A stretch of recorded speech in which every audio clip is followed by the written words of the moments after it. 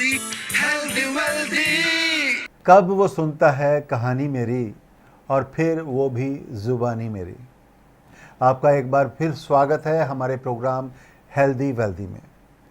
हम healthy wealthy programme के द्वारा आपको अवेयर करने की कोशिश करते हैं। हम मिलवाते हैं योग गुरु से, फिटनेस एक्सपर्ट से और हमारे एक्सपर्ट डॉक्टर से, जो आपको जानकारी देते हैं किसी न किसी डिजीज़ के बारे में। उससे कैसे बचा जा सकता है, उसके क्या लक्षण हैं, उसमें क्या परहेज़ करने चाहिए। हमें कुछ ख़ास चीज़ों का ख्याल रखना चाहिए, यानी प्रॉपर एक्टिविटीज़ करनी चाहिए, स्मोकिंग नहीं करनी चाहिए, हेल्दी डाइट लेनी चाहिए, अपना ब्लड प्रेशर रेगुलर चेक करते रहना चाहिए, अपना शुगर लेवल चेक करते रहना चाहिए और ख़ास बात, हमें अपने डॉक्टर के पास जाकर रेगुलर चेकअप करवानी चाहिए। हम अपने प्रोग्राम में अक्सर इस बात का जिक्र करते हैं कि बी वेजिटेरियन बी हेल्दी, यानी दैट इज़ द मंत्र ऑफ हेल्दी वेल्दी। दोस्तों, आज के प्रोग्राम को शुरू करने से पहले हम आपको बता दें कि आज का जो टॉपिक है वो है नोज़, यानी नाक। आज हमारे एक्सपर्ट बताएंगे कि नाक की बीमारियां क्या क्या हो सकती हैं, इनसे कैसे बचा जा सकता है। लेकिन उससे पहले हम अपने आप को फ्रेश करेंगे योग के द्वारा। योग के आसन बता रहे हैं हमारे योग गुरु।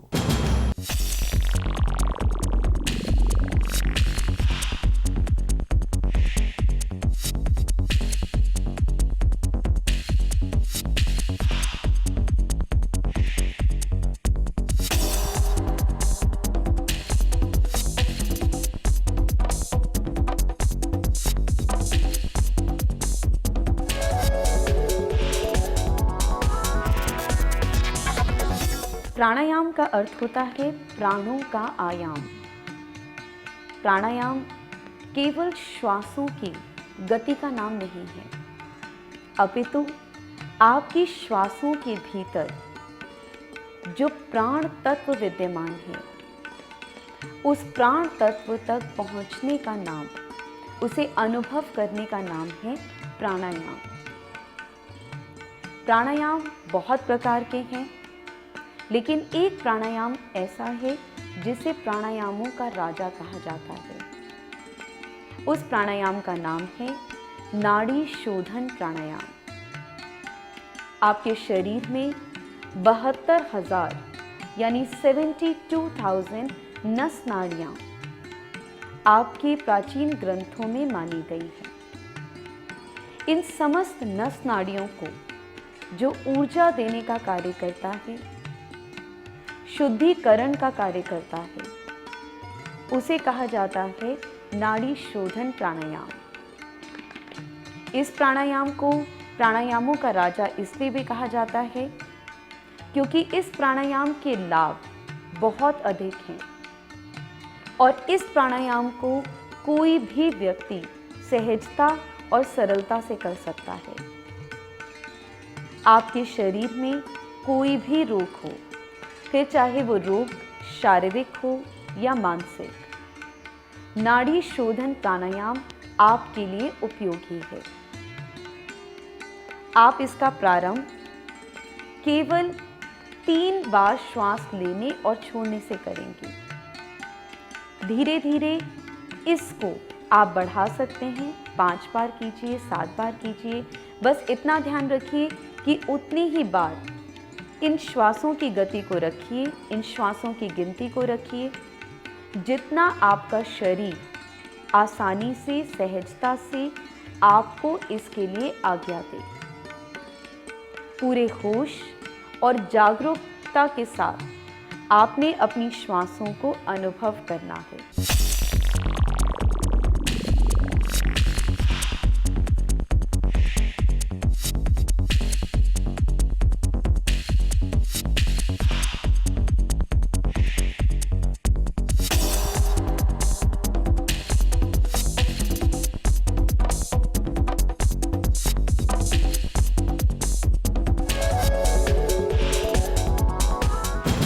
योगा के बाद अगर हमें फिटनेस के और टिप्स मिल जाएं तो समझिए सोने पे सुहागा। आइए चलते हैं हमारे फिटनेस एक्सपर्ट के पास और उनसे जानते हैं कुछ fitness tips.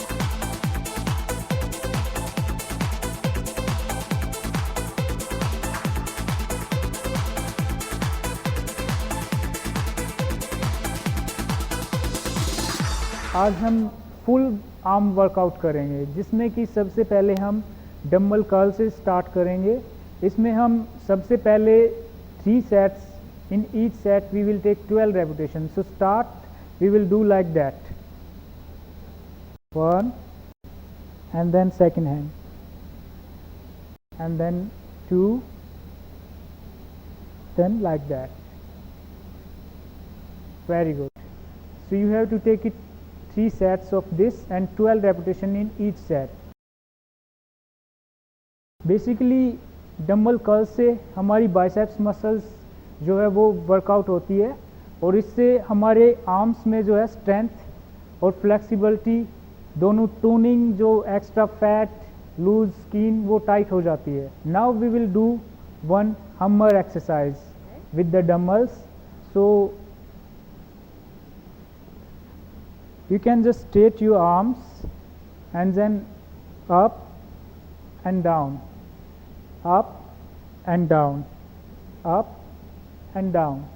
So in this exercise your triceps muscles, your forearm muscles will work and it will make it strong, and that will be good for your arms. So it's a biceps plus triceps workout.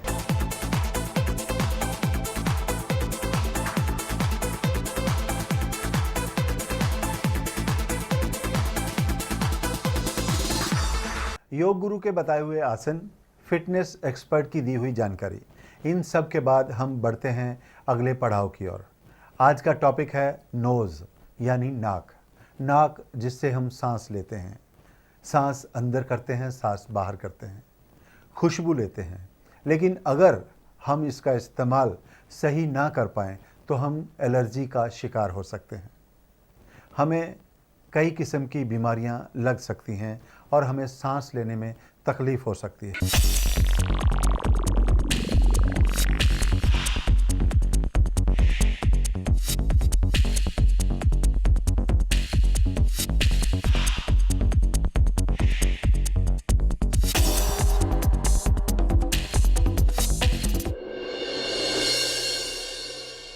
नाक अगर बताऊं तो नाक nature ने इस तरह से रखा है कि एक मेजर जो एंट्री पॉइंट है एयर का, हवा का जाने का, नेचर ने वो हमारे को दिया है नाक के थ्रू।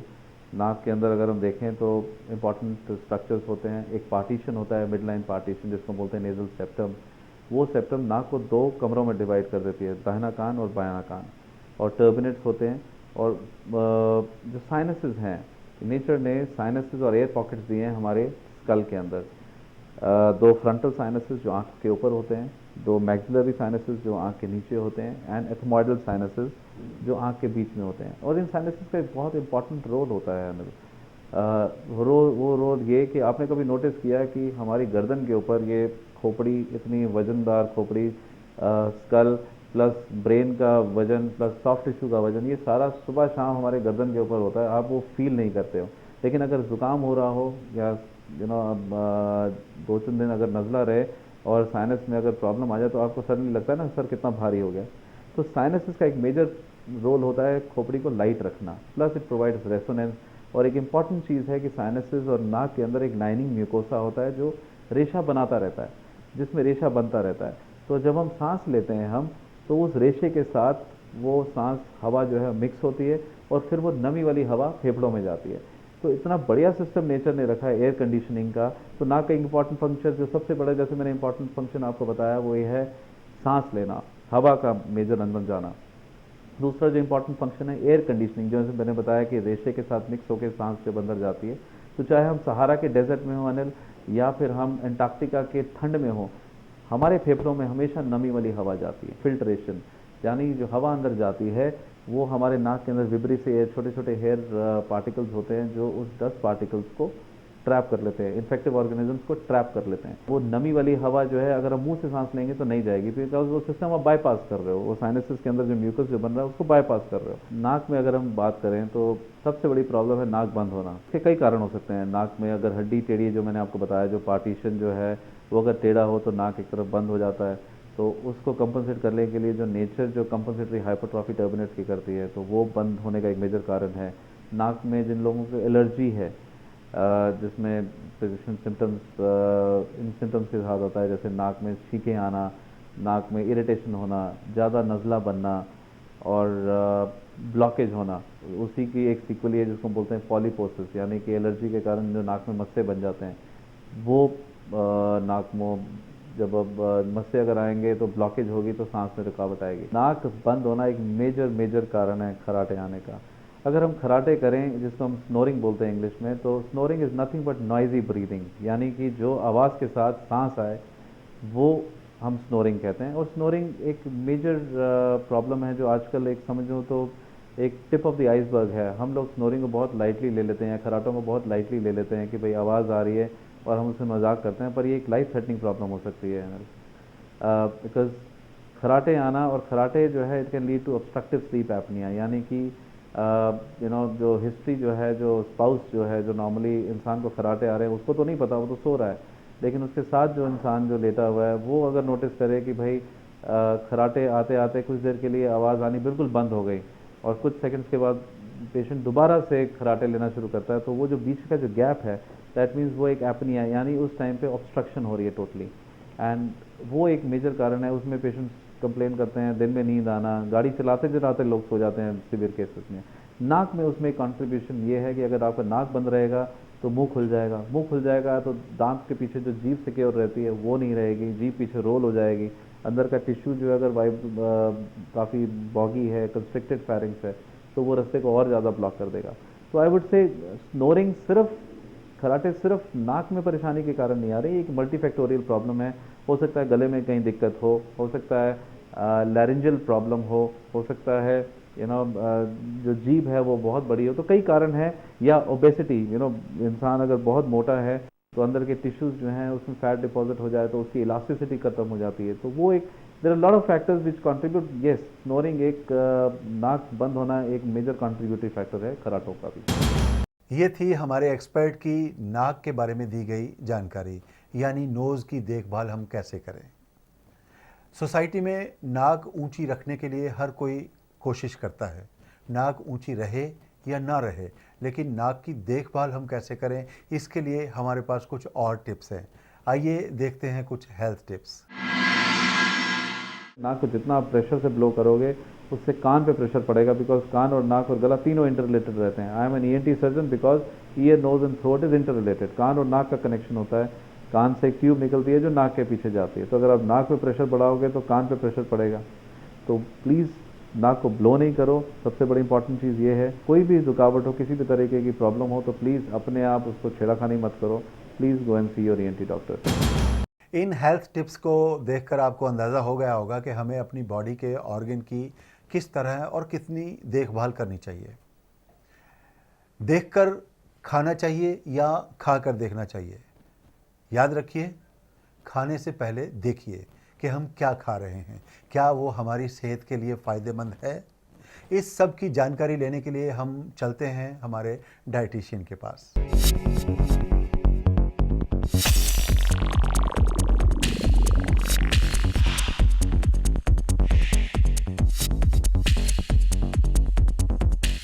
जो भी जंक फूड होता है ज़्यादातर मैदे से बना होता है और तला हुआ होता है। जैसे कि अगर हम पिज़्ज़ा का एग्जाम्पल लेते हैं तो उसके अंदर मैदे का बेस होता है, खूब सारा चीज़ और सॉसेज लगी होती हैं और कम क्वांटिटी में सब्जियां रहती हैं।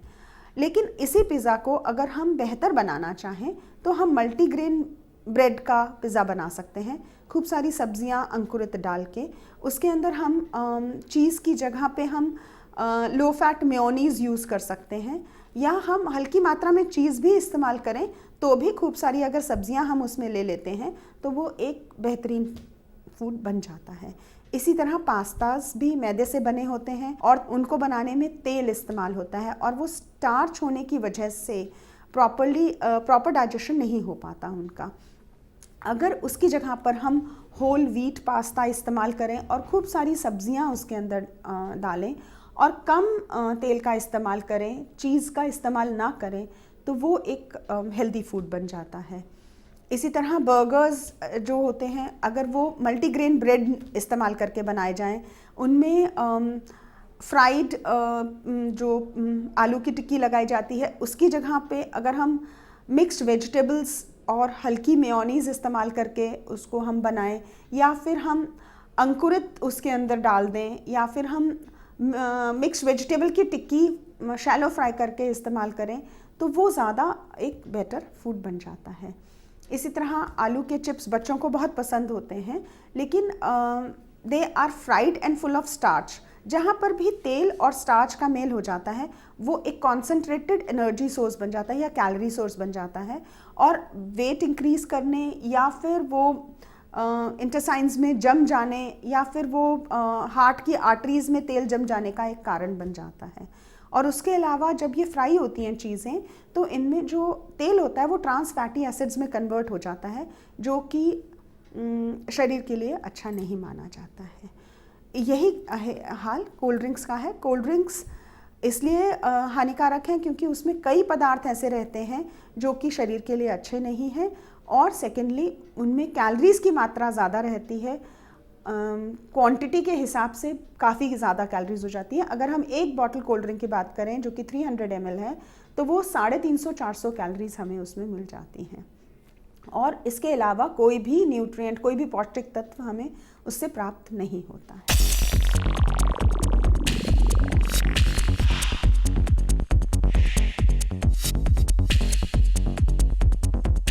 healthy wealthy.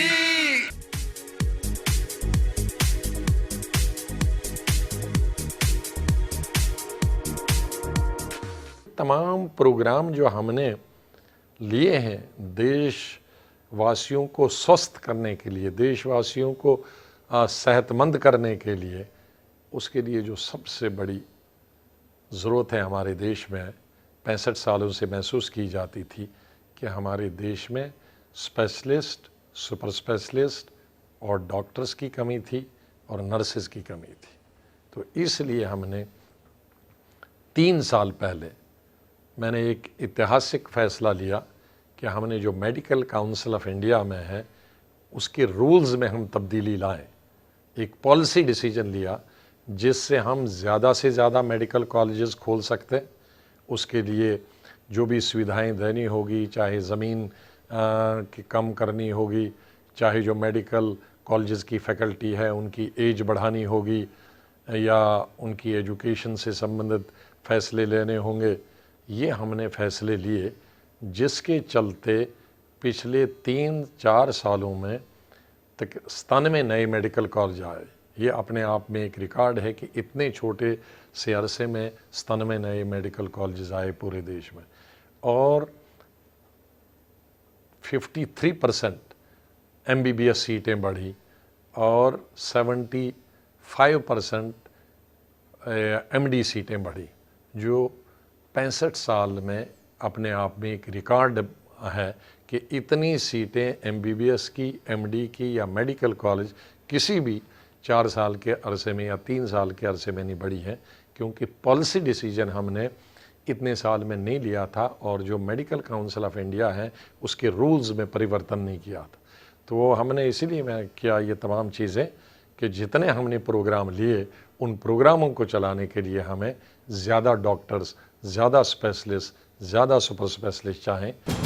हमेशा की तरह आपकी तरफ से हमें सवाल मिले हैं, हम कोशिश करते हैं उनमें से सबके जवाब देने की, लेकिन हमारे पास वक्त की कमी की वजह से हम हर मेल का जवाब नहीं दे सकते।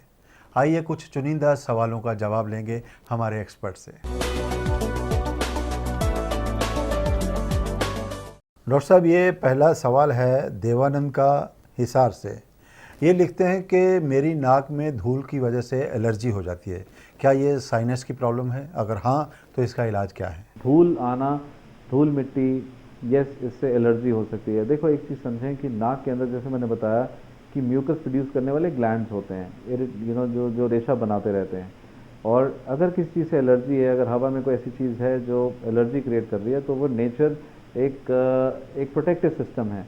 जैसे नाक में जैसे धूल मिट्टी आए तो इंसान को छींकें आनी शुरू हो जाती हैं, तो छींकें आना, नाक में से पानी आना, भारीपन होना, ये एलर्जी की निशानी है। और जब एलर्जी आएगी तो सूजन आएगी। सूजन आएगी तो जैसे मैंने बताया साइनसेस की ओपनिंग्स जो सारी नाक के अंदर होती हैं वो ओपनिंग्स बंद होनी शुरू हो जाती हैं, उसमें फिर साइनसाइटिस होने के सिम्टम्स बढ़ जाते हैं। तो आप बिल्कुल ठीक कह रहे हैं कि एलर्जी किसी चीज़ से है तो आप प्लीज़ चीज़ को अवॉइड करो।